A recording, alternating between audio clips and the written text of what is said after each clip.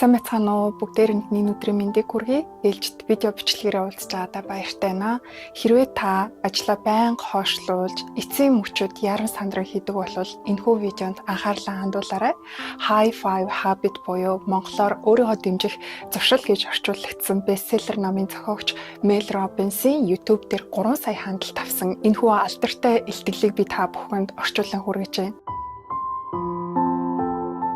Канадын Калгари их сургуулийн оюутнуудын дунд нэгэн сонирхолтой судалгаа хийжээ. Гэтэл оюутнуудын 95% нь байнга бие даалтууд, ажлуудаа хойшин тавьдаг гэж гарсан байна. Тэгэхээр та ганцаараа залхуу болохоор юм уу эсвэл бүтээмж муутай болохоор ажлыг хойшин тавьдаг биш.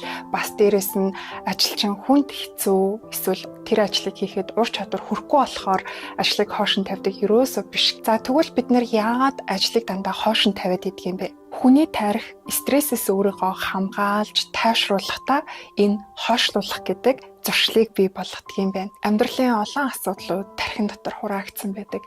Ар гэргийн асуудал, санхүү, ажлын гэд маш олон асуудлууд бидний тархин дотор байж байдаг. Тэгээд яг нэг ажлыг барьж аваад хийх гэхээр яг засан бөмбөг шиг тэр олон стрессүүд яг зэрэг тархийг ачаалж эхэлдэг юм байна л та. Тэгээ энэ үед тарих ямар процесс явуулдаг вэ гэхээр тухайн ажлыг хойшлуулах ийм санал санаачлагыг дэвшүүлдэг. Тэрний үс үг гэхээр яг энэ жишээг хэлвэл та бүхэнд бүр маш ойрхон танил санагдана. Юу вэ гэхээр нэг ажлыг барьж аваад хийх гэхээр за нэг 5 минут уцаа үзчихэд дараа нь ажиллаа хий. Эсвэл за нэг хоол эзнийхаа дараа ажил руугаа орё гэдэг юм уу. Яг энэ мэтчлэн ингээ ажлаа хойшлуулаад байдаг. Тэгээ эцэст нь юу болдог вэ гэхээр нэг л мэтгэд хитэн цаг өнгөрцөн.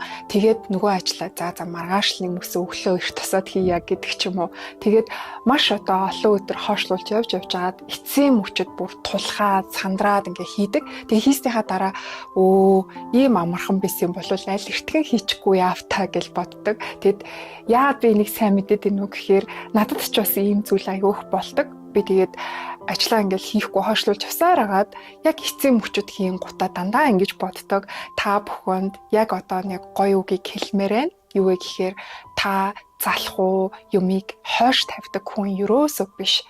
Харин та зүгээр хойшлуулдаг зуршилтай болсон гэсэн үг. Тэгэхээр энэ зуршлыг ойлгохын тулд бүгдээрээ ер нь хүнд яаж зуршил суугддаг юм бэ гэдэг процессыг бүгдээрээ үзье. Тэгэхээр зуршил гэдэг маань үндсэн ийм 3 зүйлээс бүрддэг юм байна. За хамгийн эхнийх нь болохоор энэ зуршлыг өдөөгч буюу зуршлыг эхлүүлдэг ийм нөхцөл байдал гэж байдаг.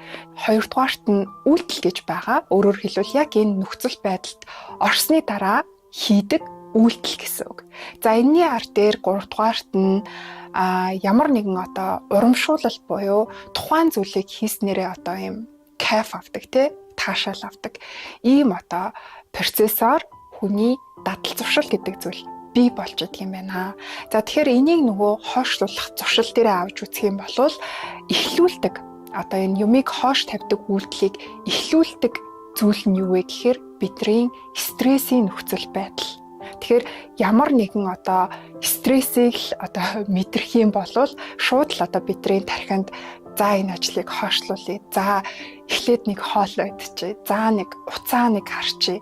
За нэг тэрнтэй нэг ярьсны дараа ажиллаа хий. За нэг кофе уусны дараа ч гэдэг юм уу. Яг энэ стрессээс тархи маань өөрийгөө хамгаалж ийм тайвшруулах арга хэмжээ явдаг гэсэн үг. Эцэст нь яг гэхээр нөгөө урамшуул нь юу болж байгаа нөхөр нөгөө тайвширсан сэтгэл. Гэхдээ яг үүндээ энэ тайвшрал бол өртөө төр зуурын байдаг. Эргээгээд энэ ажлыг хийхгүй бол биднэрт зайшгүй заавал ард нь гарах хэрэгцээ шаардлага байдаг шүү дээ. Тэгээд маш олон ажлыг ингээд овооруулсныхаа дараа бид нар дотроо нэг л гэмшилтэй энийг уулна хийчих байсан юм да гэж аяг харамсаад идэг штэ. Тэгэхээр бүгдээрээ яг энэ зуршлыг хэрхэн эвдэх аргыг үздэхээ. Энэ зуршлыг эвдэхийн тулд эхлээд бид нар стрессийн нөхцөл байдалд орчлоо гэдгийг хүлээн зөвшөөрнө. Өөрөөр хэлбэл тухайн ажлыг хийх гэхээр төгшөөгөөд нэг л ийм халгаал хоош тавих санаанууд маань ингээд гарч ирээд байна гэсэн үг. За энийг та бүрэн ухамсартайгаар за яг ийм нөхцөл байдал бий болж шүү гэж үзээд өөртөө юу гэж хэлэх вэ гэхээр за 5 тоосны дараа би шууд энэ ажлыг барьж аваад хийн. Гэхдээ би энэ ажлыг өртөө 5 минут хийн гэж одоо нэгсэндээ өөрийнхөө тархийг хуурхана штэ. За ингээд 5 тоолоод шууд ажлаа барьж авна.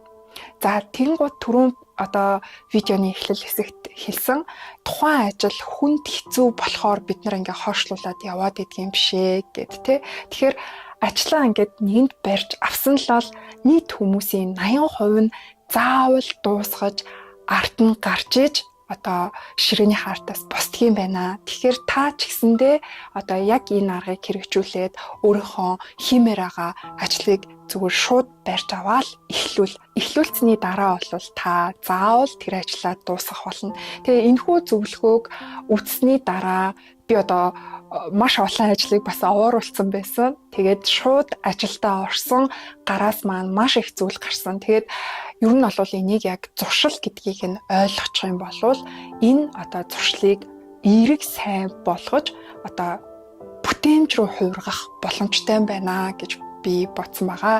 За тэгээд илүү ихийг мэдхийг хүсвэл намайг дагаарай. Миний YouTube суваг болон миний Facebook хуудсыг дагаарай. Анхаарал тавьсан та бүхэндээ баярлалаа.